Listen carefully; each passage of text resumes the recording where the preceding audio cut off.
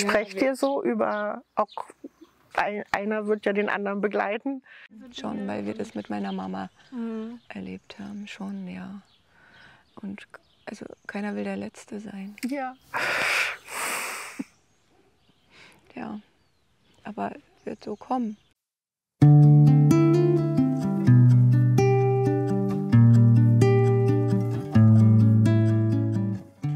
Man fängt dann an, ein bisschen zu philosophieren.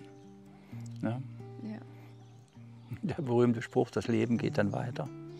Ja?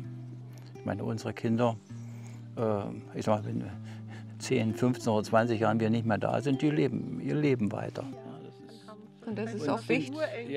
Das ist auch wichtig und gut so. Und man akzeptiert einfach den Gang der Dinge. Wobei, wenn man so viel Glück hatte im Leben und es in der Familie so viel Freude gibt, dann sagt man sich, ja, kann man auch gehen irgendwann. Nee.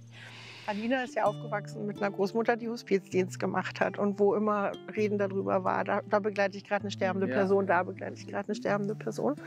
Und das hat bei meiner Tochter, habe ich das Gefühl, eine ganz andere Lebendigkeit ausgelöst, als andere Leute sie haben.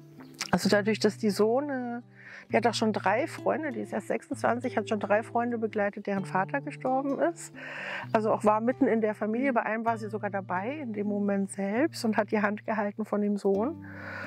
Und also das ist irgendwas, was meine Mutter und meine Tochter auch verbindet, ist dieses Hingucken und dieses Lebensfreude daraus, also so fast die eigene Sterblichkeit genießen und zu wissen, das ist kostbar hier und das endet irgendwann.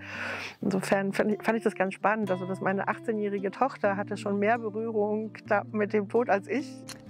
Es war ja früher so, dass die Generationen wirklich zusammengelebt haben, gerade hier auf dem Land. Und damit sind schon die kleinen Kinder einfach damit konfrontiert. Da war das ein normaler Gang der Dinge. Also bis ich in den ersten Grundschulklassen war, sind bestimmt 4, 5 nahe Leute aus der Großelterngeneration gestorben, inklusive auch meiner Großmutter. Und da war das völlig irgendwie normal. Es war schön immer in der Kirche. Also ich finde ja dann eine wirklich christliche Beerdigung auch sehr schön mit den ganzen Liedern, die da gesungen werden. Aber es ist natürlich was ganz anderes als jetzt die Beerdigung deiner Mama, nicht? Das ist das Kontrastmodell dazu gewesen. Also mich hat es als Kind sehr beeindruckt, auch der Pastor und wie es über das Leben geredet wurde. Aber es war eine Veranstaltung, wo man viele Taschentücher brauchte. Und das, was da getröstet hat, waren manche Choräle und manche Lieder, die gesungen oder gespielt wurden.